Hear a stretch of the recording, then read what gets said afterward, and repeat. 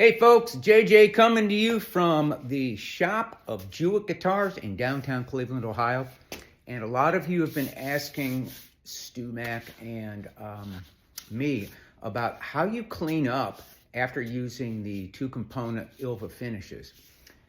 The main thing you need to know is you don't have to use the expensive thinner. Just save that stuff for thinning the finish. I'm going to demonstrate the way I clean my gun after using the urethane. Now, as you spray during the day, you don't have to clean the gun, empty it out or anything. You do have a pot life with that finish of anywhere from 3 to 5 hours, depending on the weather. But once you're done, finished, or when you're finished spraying for the day, this is how you clean the gun. I'm going to demonstrate using my little Stewmac gun. First of all, I just use hardware store lacquer thinner. I put it in like one of these plastic tubs. And you can clean the cup really simply by just pouring some of that in there, swirling it around, and then pour it back out. I use a lot of paper towels for this. Just clean the inside of the cup really well, and the inside of the lid too.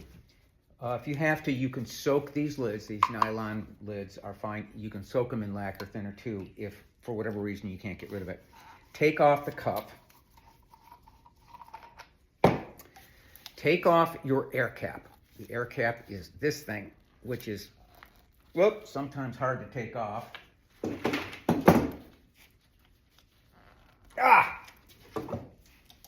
It got a little bit frozen, so I'm going to be very careful and take it off with those.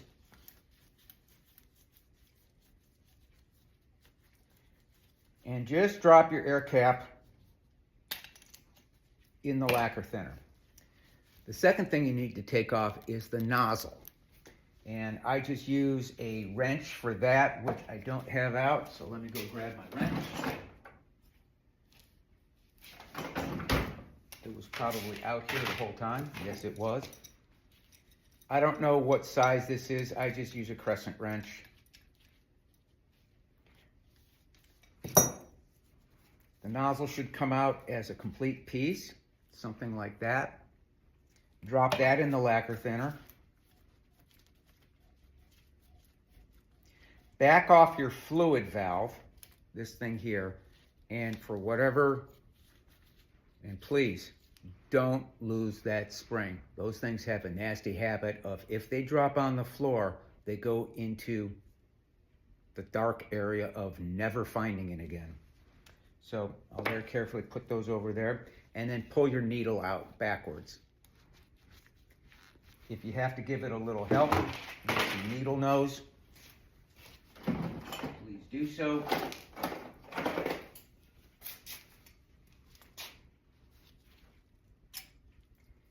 And drop the needle in there. Now, once you've got everything out of there, go to Amazon or some other place and buy one of these really inexpensive brush cleaning kits. It's usually a 17 or 19 piece kit. It's not expensive, usually about 20 bucks or less. In there will be a bunch of brushes. Something like this. You can swish around and clean the gun passage from the cup down to here. Then take your brush and just kind of swirl it around inside here. Now, this method of cleaning is the same whether you have like a turbine gun, bottom feed gun, or any type of gravity gun. The most important thing though is cleaning out that passage for the needle. And for that, I use one of these brushes and just find the one that fits.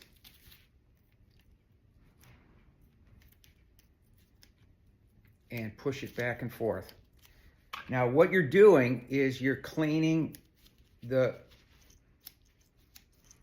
compression nut, the little Teflon compression nut that goes around the needle. once you've got that done, dig in here for your needle. And this is what I do. I take a jar of Vaseline and I take the needle and I just dunk it in the Vaseline and then kind of smush it around there. There's a good technical term for you. And then put it back in the gun.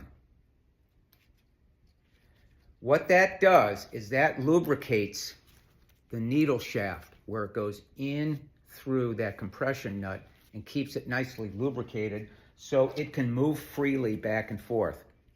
Put your fluid valve back on and just pull the needle a couple times to make sure that it's moving in and out correctly, like that. Okay? Then I just leave the air cap and the nozzle in the lacquer thinner until I'm going to use the gun the next time, or I'll just let it soak overnight and then put it back together with the gun and go store it away. I hope this helps. But the main thing that you need to know is you don't have to use the expensive Ilva thinner to clean up the gun after you're done spraying.